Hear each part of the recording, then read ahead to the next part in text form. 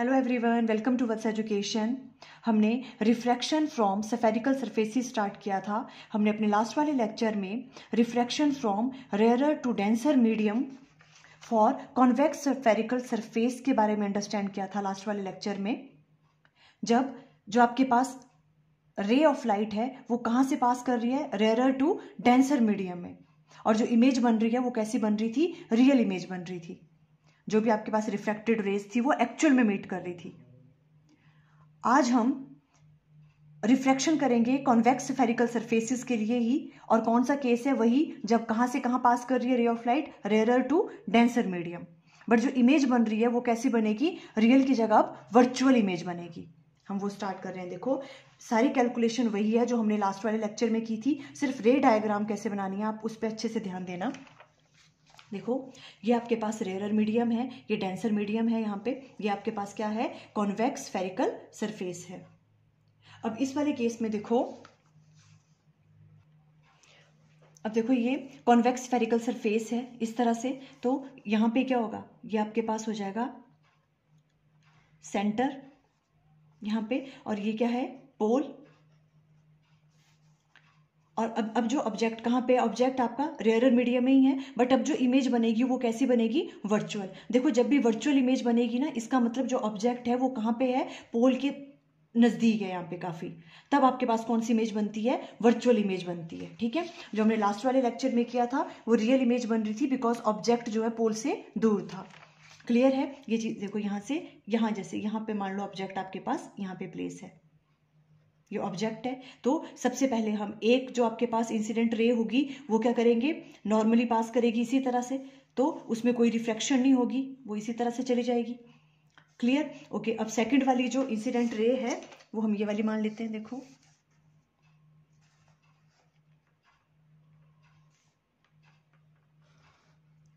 इस तरह से है। अब इस वाले पॉइंट पे हम क्या करेंगे? नॉर्मल ड्रॉ करेंगे। नॉर्मल कैसे पास करता है? सेंटर से पास करता है। ये आपके पास नॉर्मल हो गया। अब देखो, रेयरर टू डेंसर मीडियम जा रही है, तो जो भी आपके पास ये रे है वो क्या हो जाएगी? Bend towards the normal. तो मीन्स ये ऐसे ना जाके क्या हो जाएगी? ये नॉर्मल की तरफ को क्या हो जाएगी? बेंड हो जाएगी। मीन्स इस तरफ को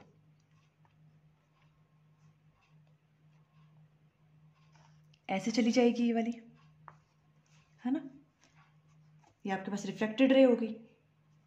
अब देखो, ये वाली जो रे है, एक ये वाली थी आपके पास जो नॉर्मल इंसिडेंस वाली थी, ये इधर गई, ये तो आपस में मीट नहीं करेंगी, है ना? और ये वाली रे तो कभी मीट नहीं करेगी, तो हमें क्या करना पड़ेगा? ये बैकवर्ड में प्रोड्यूस करनी पड़ेगी, है ना? इसलिए क्या बनेगी? इसमें वर्चुअल इमेज बनती है। देखो, जब इसको हमने बैकवर्ड में प्रोड्यूस करेंगे इसको,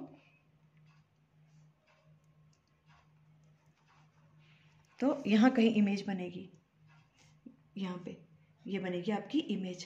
देखो, अब जो आपके पास एक तो आपके पास ये वाली इंसिडेंट रे होगी और दूसरी नॉर्मली होगी। देखो, इस तरफ को भी तो निकल सकती है इंसिडेंट रे, है ना? नॉर्मली तो ये वाली रिफ्लेक्टेड रे और ये वाली जो है ये कहाँ मीट कर रही है? यहाँ पे। तो यहाँ आपके पास इमेज बन रही है। क्लियर है? ओके। और ये कब है केस? अगर आपके पास ऑब्जेक्ट कहाँ प्लेस किया हुआ है? पोल के काफी नजदीक प्लेस किया हुआ है। तो ये क्या होगी? नॉर्मल की तरफ को बेंड तो होगी, बट उतनी नहीं होगी जैसे पहले वाले केस में हुई थी। पहले वाले केस में तो ऑब्जेक्ट दूर था, तो जैसे ही वो रिफ्लेक्ट हो रही थी तो वो यहीं पे बन रही थी इमेज, है ना? तो ये वाला कौन सा केस है? जब हम ऑब्जेक्ट को कहाँ प्लेस कर रहे हैं? पोल के काफी नियर प्लेस कर रहे हैं, तो इसमें वर्चुअल इमेज बनेगी। यहाँ पे अपियर टू मीट होगी यहाँ पे, और इमेज यहाँ बन रही है। क्लियर? ओके। अब देखो, एंगल्स कौन कौन से हैं।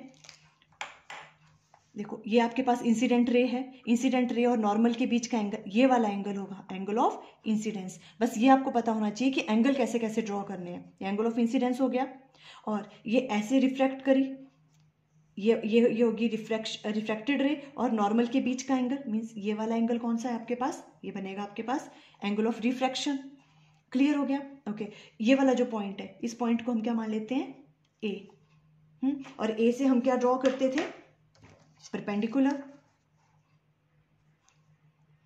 ए से हमने परपेंडिकुलर ड्रॉ कर लिया, इसे हमने एम नाम दे दिया। क्लियर? ओके। और हम क्या लेते थे? Alpha, beta, gamma. अल्फा कौन सा एंगल होता था? जो ऑब्जेक्ट बनाता था प्रिंसिपल एक्सिस के साथ, अल्फा। और बीटा कौन सा? जो इमेज बनाता था, बीटा और गामा जो सेंटर जो इसके साथ बनता है, ठीक है, ये कौन सा हो गया आपके पास, गामा एंगल। क्लियर होगी ये सब चीजें। ओके, अब देखो हम क्या करते हैं, सबसे पहले हमने क्या कहा था, हम किस किस की वैल्यू निकालते हैं, आई और आर की। तो देखो हमने वही ट्राइंगल्स लेनी है जो हमने लास्ट वाले लेक्चर में ली थी, और मैंने कहा था जितनी भी आगे डेरिवेशंस होगी सेम कैलकुलेशन रहेगी, और हम अगर नाम सेम देते हैं ना तो आपको ट्राइंगल भी वही लेनी है, तो कोई आपको कंफ्यूजन ही नहीं होगा। हम लेंगे इन ट्राइंगल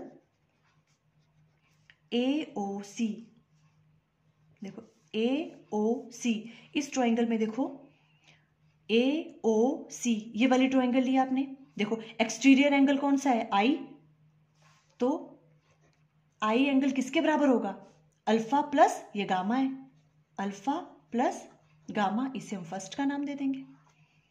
क्लियर। उसके बाद देखो इन ट्राइंगल, अब कौन सी ट्राइंगल लेंगे हम, AIC, अब AIC इस ट्राइंगल को ध्यान से देखो, AIC इस वाले ट्राइंगल में क्या है आपके पास, जो ये आर है, देखो ये एक्सटीरियर एंगल है, AIC, बीटा इंटीरियर है और गामा भी है ना, तो यहां से आर इक्वल टू किसके बराबर आ गया, आर इक्वल टू किसके बराबर है, देखो आर ये एक्सटीरियर एंगल होगा, ये बीटा प्लस ये आपके पास गामा। क्लियर, इसे हम सेकंड का नाम दे देंगे। हमने लास्ट वाली में भी यही ट्रायंगल्स ली थी, इसलिए मैंने कहा था कि जो फर्स्ट वाली डेरिवेशन है उसे आप ध्यान से अच्छे से अंडरस्टैंड कर लो, बाकी सब फिर इजी है, सिर्फ ये रे डायग्राम सब में अलग अलग बनेगी, इमेज जो बनेगी, बाकी क्या है, बाकी वही चीजें हैं, सिर्फ एंगल्स थोड़े अलग अलग बनेंगे, और हमने जो सॉल्व करना है, जो कैलकुलेशन पार्ट है वो ऑलमोस्ट सेम है सब में।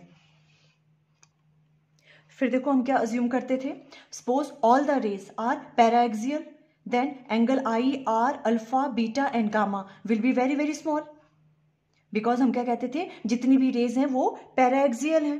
पैराएक्सियल का मतलब जो भी इंसिडेंट रे हैं, जैसे यहां से आ रही है ना इंसिडेंट रे, ये जितनी भी रेज हैं ये क्या है, बहुत क्लोज हैं प्रिंसिपल एक्सिस के, इसके बहुत क्लोज हैं, मतलब ऐसे ना करके कि बहुत क्लोज हैं। अगर ऐसी वाली बात होगी तो क्या होगा, जितने भी एंगल्स हैं, angle i r alpha beta and gamma, ये सब एंगल क्या होंगे, बहुत स्मॉल होंगे, and point M is very close to P, और ये जो M है ये भी बहुत क्लोज हो जाएगा P के, हमने लास्ट वाले लेक्चर में समझाया था आपको अच्छे से, ठीक है, इसलिए मैं कह रही हूँ प्लीज आप जो फर्स्ट वाला ये वाला इससे लास्ट वाला लेक्चर है वो जरूर एक बार देख लें, उसमें हमने डीपली अच्छे से अंडरस्टैंड करवाया हुआ है कैसे ये M कैसे हो जाता है P के पास रीच करेगा जब ये सारे एंगल्स बहुत स्मॉल स्मॉल होंगे, है ना। ओके, तो उसके बाद देखो हम क्या करते थे, फिर हमने आई और आर यहाँ से निकाल लिया, फिर हम करते थे स्नेल्स लॉ, फिर स्नेल्स लॉ लगाते हैं ए पॉइंट पे, apply Snell's law at A, same वही थिंग। तो देखो कहाँ से आ रही है इंसिडेंट रे, रेयर मीडियम से, तो उसका रिफ्रैक्टिव इंडेक्स μ1, और एंगल ऑफ उसका एंगल देखो कौन सा एंगल है बार, साइन आई, इक्वल टू कहाँ एंटर कर रही है, डेंसर मीडियम में, उसका रिफ्रैक्टिव इंडेक्स μ2 है, और एंगल कौन सा है, साइन आर। ऐसे करना है हमें, ठीक है। और यहाँ पे हमने क्या कहा था, हम इसे राइट डाउन कर सकते हैं μ1 इंटू आई, साइन आई को आई राइट डाउन कर सकते हैं, और साइन आर को हम आर राइट डाउन कर सकते हैं। क्लियर, इसे हम नाम दे देते हैं थर्ड इक्वेशन का, और यहां पे राइट डाउन कर लो, चाहे ऐसा क्यों हमने राइट डाउन किया, ये देखो, बिकॉज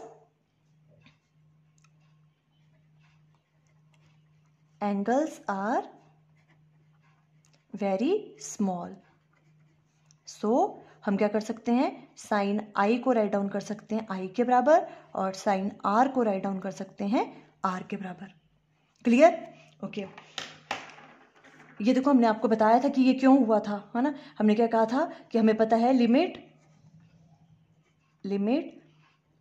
थीटा अप्रोचेस टू 0 होता है, तो sine theta divided by theta की वैल्यू किसके बराबर हो जाती है, 1, है ना, तो sine theta divided by theta 1 के बराबर हो गया, sine theta equal to theta के बराबर हो गया जब एंगल स्मॉल होता है, तो उसी वजह से हम राइट डाउन कर सकते हैं, जब एंगल आई बहुत स्मॉल होगा तो साइन आई को हम राइट डाउन कर सकते हैं आई के बराबर, और साइन आर को आर के बराबर। हमने ये वाली चीज़ यहाँ पे राइट डाउन की 3। अब देखो, अब यहाँ पे क्या करना है, हमने आई आर की वैल्यू फाइंड आउट की है, ये वाली वैल्यू पुट कर दो यहाँ पे, put value of i and r in third में पुट करेंगे तो देखो क्या आएगा, ये आपके पास μ1, आई क्या है आपके पास alpha plus gamma equal to μ2, और आर की जगह राइट डाउन कर लेंगे हम बीटा प्लस गामा। इसी इक्वेशन नंबर 4 का नाम दे दो। क्लियर? ओके अब ये सब करने के बाद देखो हम क्या करते थे, हमें tan अल्फा और tan बीटा tan गामा की वैल्यू फाइंड आउट करनी होती थी। तो हम कैसे फाइंड आउट करेंगे, देखो उसको नाउ हम क्या निकालेंगे, tan अल्फा की वैल्यू। देखो tan अल्फा यहाँ से अल्फा एंगल ये वाला है ना, हम राइट एंगल ट्रायंगल लेंगे, कौन सी, ये वाली AOM। और tan की वैल्यू कैसे निकलती है, परपेंडिकुलर अपॉन बेस। परपेंडिकुलर क्या है, AM डिवाइडेड बाय बेस क्या है आपके पास, OM। और tan बीटा की वैल्यू, बीटा एंगल ये वाला है, कौन सी ट्रायंगल लेंगे, AIM ये वाली, ठीक है। इसके सामने देखो परपेंडिकुलर आपके पास AM डिवाइडेड बाय बेस क्या है आपके पास, IM। उसके बाद tan गामा एंगल ये वाला है, कौन सी ट्रायंगल लेंगे, CAM। तो देखो एंगल के सामने वाला परपेंडिकुलर ये हो गया आपके पास AM डिवाइडेड बाय बेस क्या है आपके पास, CM। क्लियर? ओके अब हम क्या कह रहे हैं, देखो tan अल्फा को हम राइट डाउन कर सकते हैं किसके बराबर, अल्फा के बराबर, बिकॉज एंगल्स क्या है बहुत small, alpha beta gamma angles बहुत स्मॉल है। तो हम क्या राइट डाउन कर सकते हैं, tan अल्फा को अल्फा की तरह, और tan बीटा को राइट डाउन कर सकते हैं बीटा, tan गामा को राइट डाउन कर सकते हैं गामा के बराबर।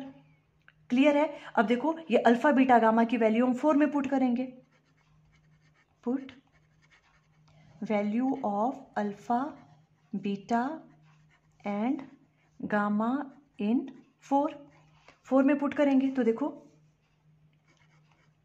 ये μ1 आ गया, अल्फा की वैल्यू देखो मीन इसकी अल्फा की वैल्यू क्या आ गई आपके पास, AM divided by OM plus gamma आपके पास क्या है, AM divided by CM equal to μ2 beta की वैल्यू क्या है, AM divided by IM plus gamma की वैल्यू क्या होगी, AM डिवाइडेड बाय CM। कोई प्रॉब्लम यहाँ तक? क्लियर?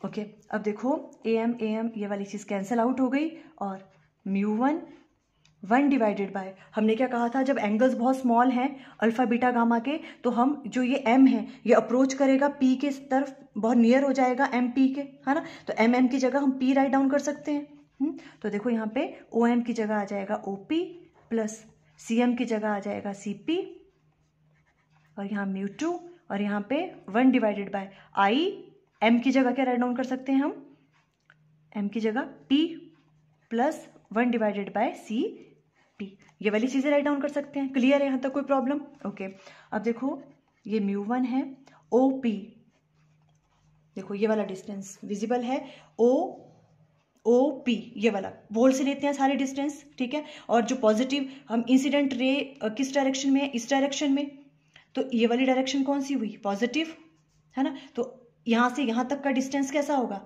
ये होता है ऑब्जेक्ट का डिस्टेंस पोल से, है ना, ये वाला ये U है। तो पोल से लेते हैं तो अपोजिट डायरेक्शन में इंसिडेंट रे के, तो नेगेटिव लेंगे, तो ये आ गया -U, साइन कन्वेंशन है ना, याद है आपको, प्लस 1 डिवाइडेड बाय CP तो ये वाला डिस्टेंस पोल से लेते हैं इसका, और देखो इंसिडेंट रे भी इसी डायरेक्शन में जा रही है और हम डिस्टेंस भी इसी डायरेक्शन में ले रहे हैं, सेम डायरेक्शन में, तो पॉजिटिव आएगा, R प्लस R आएगा ये CP, है ना, जो इसका ये वाला डिस्टेंस है R है ना। ओके अब देखो μ2 IP इमेज का डिस्टेंस, इमेज कहाँ बन रही है, इधर बन रही है अब तो यहाँ से लेके यहाँ तक का distance opposite to incident ray, तो -V आएगा, -V plus CP again R, बस इस तरह से। बस देखो आपको साइन कन्वेंशंस पता होनी चाहिए कि कब हमने U को पॉजिटिव लेना है, V को कब पॉजिटिव लेना है, कब नेगेटिव लेना है, ठीक है। अब देखो अब तो सिंपल क्या किया, इसके बाद हमने ब्रैकेट्स ओपन की और इनको सिर्फ रीअरेंज किया। अब देखो यहाँ पे ये वाली नेगेटिव था, इसको इधर लेके आ गए, ये -μ1/U, R वालों को एक तरफ ले गए, तो μ2 - μ1 divided by R। Same result है जो आप किसके लिए आया था, रियल इमेज के लिए आया था। देखो ये वाला सेम रिजल्ट है, μ2 - μ1 डिवाइडेड बाय R। अब इस वाले फॉर्मूले से देखो हम क्या कर सकते हैं, कोई भी क्वेश्चन सॉल्व कर सकते हैं। अगर आपके पास μ1 की वैल्यू दे रखी है, रिफ्रैक्टिव इंडेक्स μ1 किसका होगा, बस आपको ये याद रखना है, जहां से आपकी रे निकल रही है, ठीक है, वो वहाँ से वो वाला उसका रिफ्रैक्टिव इंडेक्स μ1 है मीडियम का, और जहाँ पे वो जा रही है, जहाँ जिस मीडियम में वो एंटर कर रही है, उसका रिफ्रैक्टिव इंडेक्स कौन सा होगा, μ2। ठीक है, u की वैल्यू आपको गिवन है, ऑब्जेक्ट कहाँ पे प्लेस, तो आप v की वैल्यू फाइंड आउट कर सकते हो इस फॉर्मूले से। क्लियर? Okay, thank you.